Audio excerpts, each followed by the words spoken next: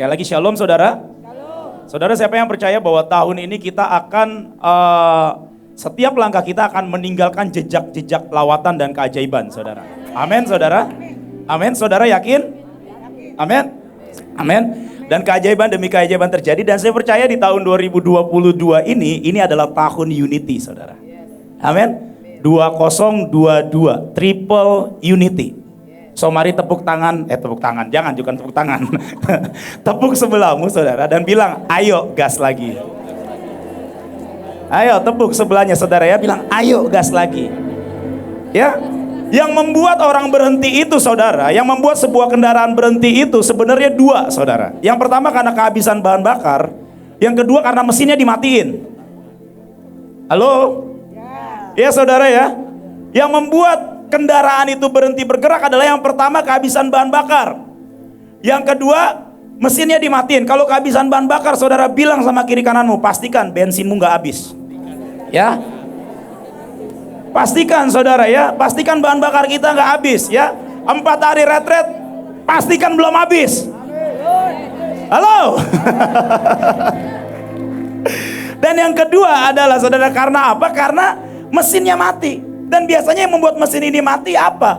Orang yang memutuskan memilih untuk mematikan mesin, turn off, atau mati karena kerusakan, karena damage. Dan itu selalu berbicara tentang yang namanya pilihan, saudara. Untuk membuat kita berhenti sebenarnya bukannya iblis yang membuat kita berhenti, tapi sebenarnya adalah pilihan kita. Pada waktu itu Daud, waktu dia pergi mau berperang, kemudian dia kembali ke Ziklag. Hari itu didapati bahwa seluruh keluarganya, istri dan anak-anak dari pasukannya, bahkan istri dan anaknya sendiri, itu dirampas. Dan hari itu Alkitab mencatat bahwa seluruh rakyat hendak melempari Daud dengan apa? Dengan batu. Itu keadaan yang sangat genting, itu keadaan yang sangat darurat. Itu bahkan mungkin situasi yang deadly saudara, yang mematikan buat Daud. Tapi apa yang Daud lakukan? Daud memutuskan untuk tidak turn off. Daud memutuskan untuk tidak marah. Daud memutuskan untuk tidak kecewa. Daud memutuskan untuk tidak, waduh kok rakyatku seperti ini ya. Tapi apa yang Daud lakukan? Daud mengambil effort dan dia datang kepada Tuhan dan dia nanya sama Tuhan, Tuhan apa yang harus aku lakukan? Tahun ini saudara, ini tahun unity, ini tahun benar-benar kita ini harus makin apapun juga yang kita lakukan, tanya semuanya ke Tuhan ya. Amin saudara. Dan saya percaya buat saudara-saudara yang dari provinsi, sebelum saudara, Bapak Ibu Saudara pulang ke provinsi, akan ada lagi firman demi firman yang akan dibagikan. Bahkan akan bukan remah-remah ya saudara ya. Kita ini bukan remah-remah saudara ya, tapi akan banyak roti yang akan kita makan dan kita bawa ke tempat kita masing-masing. Kita buka sama-sama di dalam Markus yang kedua saudara. Markus 2 ayatnya yang keempat. Ya, Markus 2 ayatnya yang keempat. Dan yang kelima berkata demikian. Ini cerita kita pasti sudah tahu semua, Markus 2 ayat yang keempat. Tetapi mereka tidak dapat membawanya kepada Yesus karena orang banyak itu. Lalu mereka membuka atap yang di atasnya. Sesudah terbuka mereka menurunkan tilam tempat orang lumpuh itu terbaring. Ayatnya yang kelima. Ketika Yesus melihat iman mereka, garis bawahi kata Yesus melihat iman mereka, bukan melihat iman orang yang lumpuh, saudara ya. Berkatalah Yesus kepada siapa? Orang lumpuh itu, hai anakku, dosamu sudah diampuni. Saudara, kira-kira di sini melihat ini ada sesuatu yang aneh nggak, saudara? Ada sesuatu yang janggal nggak, saudara? Dikatakan bahwa ketika Yesus melihat iman mereka, siapa itu mereka? Siapa itu mereka? Mereka itu adalah 4 orang yang menggotong orang lumpuh, saudara. Bukankah itu yang kita lakukan? Bukankah itu yang sedang kita lakukan?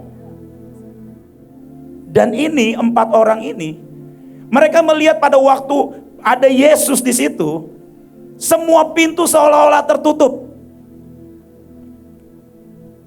Jendela udah dipenuhi orang, pintu masuk udah dipenuhi orang, sehingga nggak ada pintu untuk membawa orang sakit ini kepada Tuhan.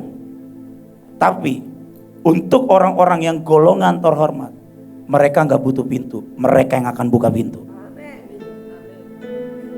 Sekalipun gak ada pintu, mereka yang akan buat pintu. Sekalipun tidak ada jalan, mereka yang akan buat jalan. Dan apa yang dilakukan orang-orang terhormat ini? Naik ke genteng. Wih, gak terhormat banget. Orang terhormat kok naik genteng?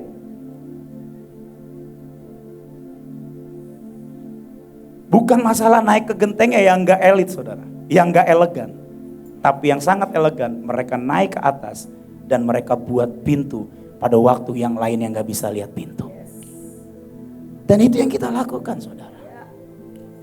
Mungkin orang-orang sudah menyerah dengan yang namanya pandemi. Oh enggak, gereja udah mulai buka kok di mana-mana. Tapi seberapa bisa meyakinkan bahwa hatinya masih terus menyala seperti yang Ibu Eka bilang, sama seperti sebelum pandemi. 2 tahun. Mungkin orang berkata semuanya sudah kembali normal. Tapi kalau misalnya boleh dicek, seberapa normal kondisi hatinya. Tadi Bu Eka singgung yang namanya tentang kesembuhan bangsa ini. Dan saya percaya, saudara, dengan adanya orang-orang seperti saudara dan saya, maka bangsa ini akan disembuhkan. Amin.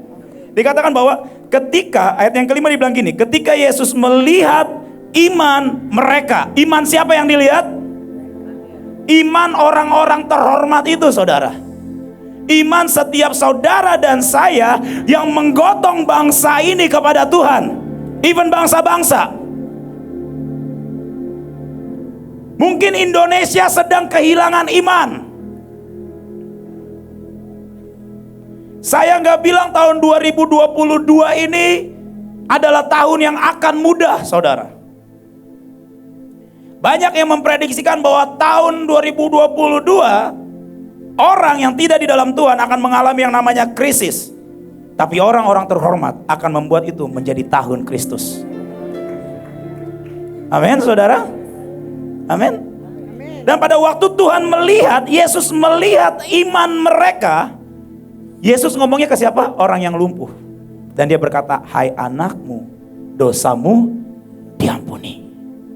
Dosamu diampuni. Dan hari itu juga si orang lumpuh ini jadi sembuh, bangkit dan berjalan. Karena iman-iman kita, saudara.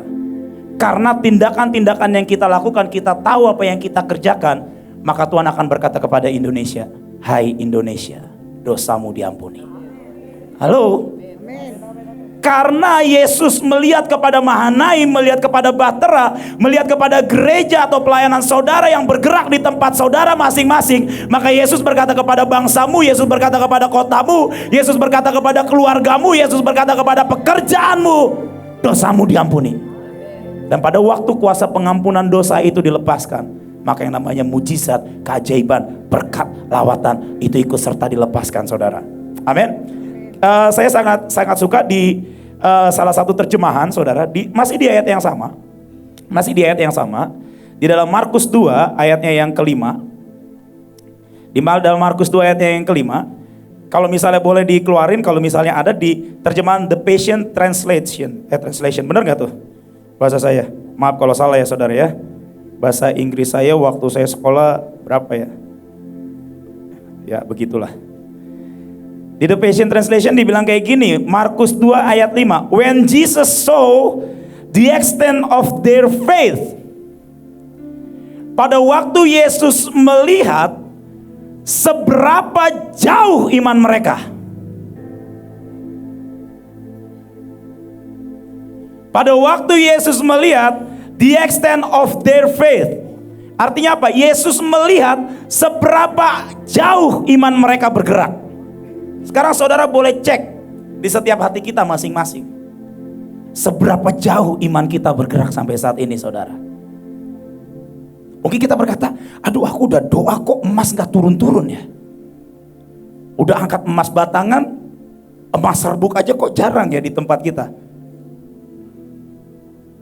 Di tempat lain orang doa sebentar, tiba-tiba lutuk-lutuk emas muncul. Mungkin kita berdoa bertahun-tahun di gereja kita masing-masing. Kok jemaatnya segini-segini aja ya? Mungkin kita berdoa bertahun-tahun lewat hidupku. akan terjadi yang namanya kesembuhan ilahi. Kok waktu aku doain orang sakit, kok nggak sembuh-sembuh ya? Mungkin kita berdoa bertahun-tahun mengimani sejak kita dipanggil untuk membangkitkan orang mati. Kita ketemu orang mati kita takut. Maaf Pak Luki yang kemarin khotbahnya Pak Luki gitu kan. Saya juga dipanggil untuk membangkitkan orang mati saudara. Tapi kok setiap kali doain orang mati belum bangkit-bangkit ya saudara. Karena apa? Yesus sedang melihat seberapa jauh iman kita. Saudara bisa bayangin saudara ya, Mahanaim kita berdoa buat Indonesia, berdoa buat bangsa-bangsa bertahun-tahun. Pada waktu itu masanya, titiknya, cawannya itu penuh. Dan Yesus melihat seberapa jauh iman kita berlangkah. Saudara bisa bayangin gak seberapa besar di depan yang akan terjadi saudara? Seberapa besar? Engkau yang berdoa, melayani bertahun-tahun, masih ngontrak. Melayani bertahun-tahun mungkin, motor aja belum punya. Tuhan sedang melihat seberapa jauh saudara iman kita. Seberapa jauh kita bisa melangkah. Sampai pada waktu titik yang sudah ditentukan sama Tuhan. Sampai pada waktu satu momen Tuhan berkata, well done my son. Itu akan dilimpahkan sedemikian rupa dalam hidup kita.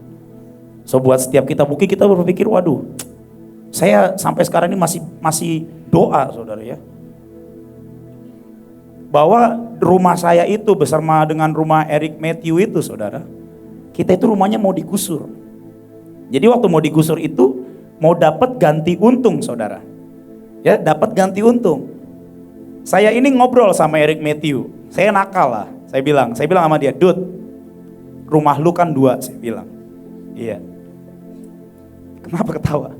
Saya bilang sama Matthew, "Dud, rumah lu kan 2." Iya. Lu mau tentuin harga berapa? Kita kan penguasa, kita tentuin harganya. Berapa ya Lis ya? Ya lu rumah lu kan 2, lu mau satu rumah dihargain berapa? Dia bilang gitu kan. Saya kalau cerita ini saya geli saudara. Terus dia bilang kayak gini, berapa ya? Satu rumah 600 juta deh Lis. Jadi 2 rumah berapa Dut? 1,2 M. Oke sepakat, rumah gue juga. Rumah lu berapa? Ya sama kayak lu dapatnya 1,2 M. Lu jangan begitu caranya. Saudara bisa nangkep? Eric Matthew ini rumahnya 2, rumah saya 1. Tapi saya minta buat kita ini sama-sama dapat bagian yang sama. Mau gak Dut? Sepakat Dut. Lu kan mintanya 1,2 M, gue juga minta 1,2 M. Lu jangan gitu, rumah lu kan 1. Lalu mintanya berapa? Yaudah kalau lu 1,2 M, gue 2,4. Sepakat, gue juga sama lu. Tapi sekali lagi Tuhan itu dia melihat seberapa jauh iman kita saudara ya. Itu 4 tahun yang lalu saudara. Sampai sekarang rumahnya belum digusur, kita udah ribut, duitnya belum ada padahal.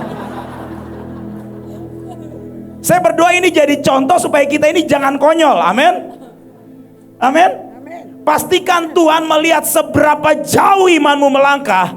Sehingga pada waktu kita bergerak saudara, pada waktu kita melayani Tuhan, pada waktu kita pergi ke bangsa-bangsa, pada waktu kita pergi ke, benar ya ke bangsa-bangsa ya, pada waktu kita pergi ke provinsi-provinsi, waktu kita melangkah keajaiban demi keajaiban terjadi. Mungkin mata kita tidak langsung lihat yang spektakuler, tapi apa? Tuhan sedang melihat seberapa jauh iman kita melangkah, seberapa jauh hati kita melangkah. Maka satu momen pada waktu Tuhan melihat iman kita, maka tempat itu disembuhkan. Pada waktu Tuhan melihat seberapa jauh iman kita, maka kota itu disembuhkan. Pada waktu Tuhan melihat seberapa jauh iman kita, seberapa jauh kasih setia kita, seberapa jauh cinta kita saudara, maka bangsa itu disembuhkan. Saya berdoa sungguh-sungguh di tahun ini saudara. 4 orang ini juga berbicara apa saudara ya? Ini berbicara tentang orang-orang yang akan menggotong saudaranya saudara. Karena ini tahun unity saudara. Ini tahun unity. Waktu engkau melihat saudaramu sudah mulai lemah, saudaramu mulai kehabisan bensin, kasih bensin saudara. Karena ini tahun unity. Saya memperhatikan saudara, yang terakhir saya memperhatikan. Sampai tadi saya berdoa sama Tuhan. Tuhan, apa ya kira-kira yang membuat orang itu quit? Sementara mereka itu sudah begitu lama mengikuti pelayanan. Orang-orang itu sudah begitu lama mengikuti kegerakan. Orang-orang itu sudah begitu lama mengikuti segala sesuatu kedahsyatan dan keajaiban, bahkan melihat bersama-sama dan melewati bersama-sama. Dan kemudian hati saya digelitik sama Roh Kudus. Dan Tuhan berkata, kemarin itu saya baru nonton Kingsman, saudara. Dan film Kingsman itu bukan Kingsman yang terbaru yang saya tonton, tapi Kingsman yang paling pertama, yang baru pertama keluar. Dan pada waktu saya melihat film itu, saya digelitik sama Tuhan itu. Tuhan berkata kayak gini, nah engkau lihat bahwa pada waktu mereka memutuskan untuk mereka marah, berhenti, kecewa, mereka akan menjadi orang yang paling berbahaya. Dan saya berdoa saudara ya, buat saudara hari-hari ini, engkau yang mungkin sedang letih, engkau yang mungkin ini padahal baru masuk awal tahun saudara ya, jangan bawa sisa-sisa keletihan tahun lalu saudara. Ini waktunya kita di tahun yang baru, kita benar-benar fresh start, memulai segala sesuatunya dengan fresh. Tinggalkan semua keletihan di masa lalu, kebaskan itu. Engkau yang mau quit, engkau yang mungkin memutuskan untuk, aduh aku mau agak kendorin, jangan saudara. Nah kalau saudara melihat kondisi teman-temanmu, saudara-saudaramu ada yang seperti itu, siramin bensin saudara. Bakar sekali lagi. Ayo bro, ayo bro, ayo bro. Itu ya. Ayo sis, sekali lagi. Ini masih Januari, besok Februari, siram bensin lagi saudara. Amin. Amin saudara. Pastikan setiap kita tidak ada satupun yang tidak terbakar di antara kita. Tapi setiap saudara dan saya, kita catch the fire and make it brighter. Terima kasih, Tuhan Yesus memberkati. Saya serahkan kepada berikutnya Bapak Samuel.